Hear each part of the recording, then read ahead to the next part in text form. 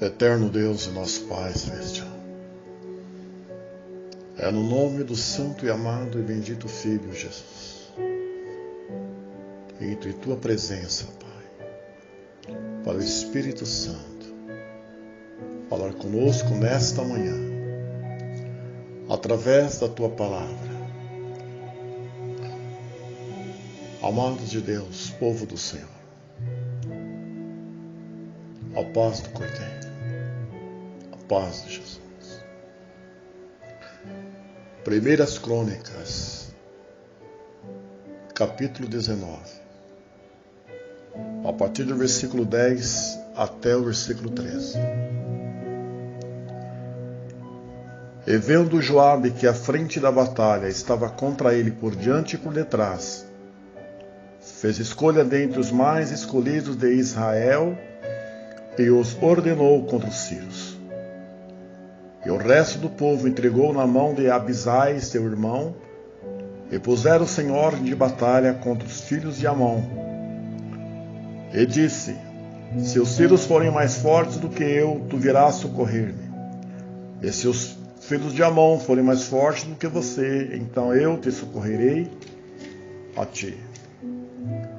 Esforça-te, esforcemo-nos pelo nosso povo e pelas cidades do nosso Deus, e faça o Senhor o que parecer bem aos seus olhos. Aleluia. Confiança traz vitória.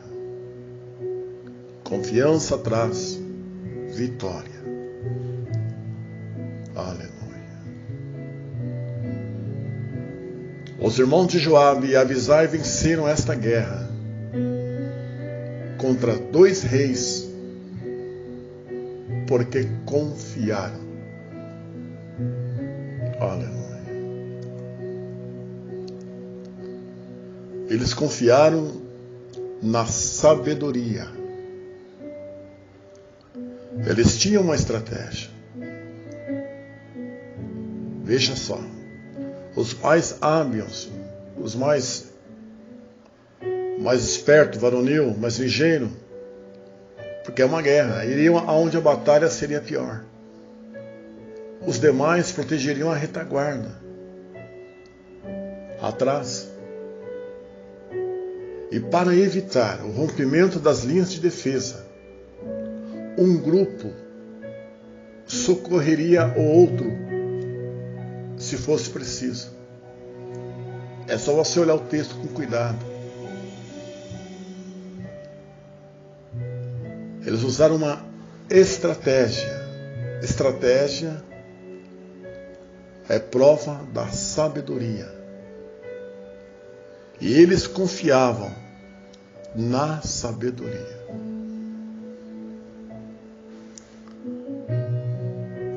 Provérbios capítulo 4, versículo 6 fala: não abandone a sabedoria, e ela o protegerá. Ame-a, e ela cuidará de você. Provérbios 4 e 6. Aqui está falando não da sabedoria humana, que muitos têm, mas naquela sabedoria dada pelo Espírito de Deus, dada por Jesus.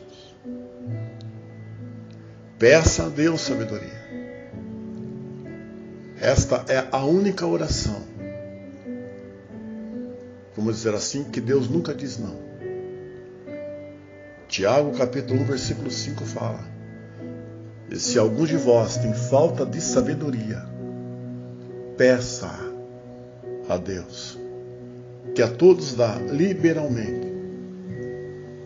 A todos. Não tem acepção de pessoas, não tem o mais queridinho e o menos queridinho. Peça liberalmente, e eu não lança em rosto, e ser-lhe-á dada. Tiago capítulo 1, versículo 5. E uma das coisas que eu vejo no texto também, nessa passagem, eles confiaram um no outro.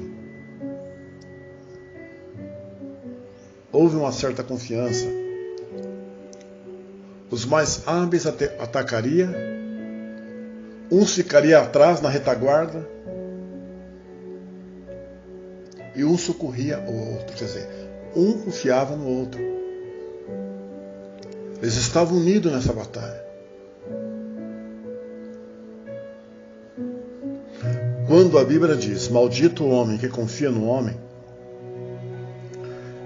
ela está condenando a confiança de Israel num rei ímpio. Estuda o contexto de Jeremias 17.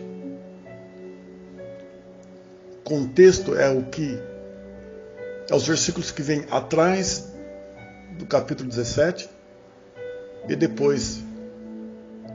Então você tem que analisar o texto, o 17, o capítulo anterior e, se possível, o próximo capítulo, para você entender o que esse versículo está dizendo. Maldito o homem que confia no homem. E corretamente interpretada, esse versículo, essa frase seria mais ou menos assim: maldito o homem de Deus que confia num homem ímpio. A confiança entre os irmãos é valorizada em várias partes das Escrituras. Vamos ver uma palavra em 2 Coríntios, capítulo 7, versículo 16. Olha o que está escrito lá. Alegro-me, Paulo dizia, alegro-me porque em tudo posso confiar em vós. Palavra do apóstolo São Paulo. Alegro-me porque em tudo posso confiar em vós. Aleluia. Então, o maldito homem que confia no homem está falando do homem de Deus, da mulher de Deus, que confia numa pessoa ímpia e não confia no Senhor. Joabe e Abisai eram irmãos de confiança e confiavam um no outro. Grandes guerreiros, bons de briga, mas tinham confiança no outro. Não porque era irmão de sangue, mas porque falavam a mesma linguagem. Porque estavam na mesma pisada. Mantinham comunicação eficaz. A comunicação entre eles não era rompida pelo será. E o compromisso de se ajudarem era mútuo, amado. Porque estavam confiando no mesmo Deus, no eterno, no mesmo Salvador. Então não havia divisão de confiança entre eles. Não havia engano, não havia mentira entre os dois. Havia sinceridade entre essa união entre os dois, essa comunicação. Por isso, ele disse para ele, olha, eu vou para lá, os mais fortes vão lutar, e você fica na retaguarda. Se você precisar, eu venho para cá. E fizeram essa estratégia de guerra.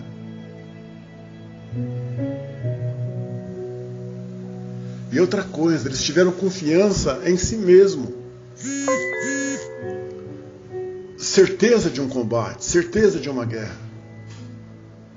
E Joabe disse a seu irmão, ser forte, olha o que ele fala para ele. Pois pelejemos varonilmente pelo nosso povo e pela cidade do nosso Deus. Isto é, eles sabiam que eram fortes.